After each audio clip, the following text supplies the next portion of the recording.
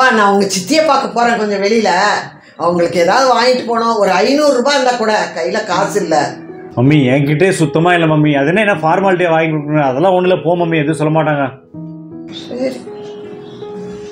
ஏப்பா நீங்க தான் அது காசு வச்சிருக்கீங்களே, கொடுத்துருக்கலாம்ல கொஞ்சம். ஏய் எப்போ பார்த்தாலும் எங்கள் அம்மா காசு காசுன்னு நீ வேலையை பாரு. இன்னும் 500 ரூபாய் வாங்கி செஞ்சானுமா உங்களுக்கு? அதில் போயிட்டு இது காசு தான். இது நீ வேற.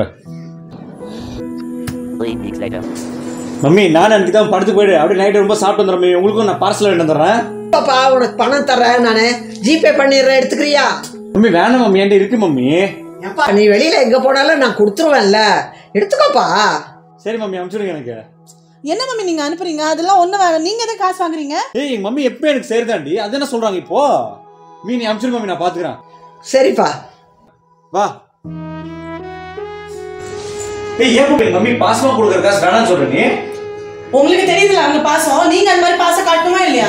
அன்னைக்கு அவங்க வந்து கேட்கும் போது உங்ககிட்ட காசு இருந்து கூட நீங்க கொடுக்காம அனுப்பிட்டீங்க. இன்னைக்கு பாருங்க நம்ம வெளியே போறோம் தெரிஞ்ச உடனே உங்க கையில காசு கொடுக்குறாங்க இல்லையா? அதான்ப்பா அம்மா பாசம். சரி இது எல்லாமே இருக்கட்டும்ப்பா. இந்த காசு அவங்க எப்படி ரெடி பண்ணாங்க தெரியும் உங்களுக்கு? எப்படி?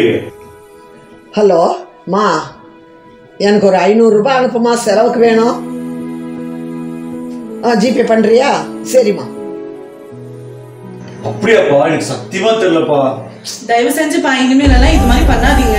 சாரி பாப்பா, நான் மம்மிக்கு சாரி சொல்லிருந்தேன். சரி வாங்க போறோம்.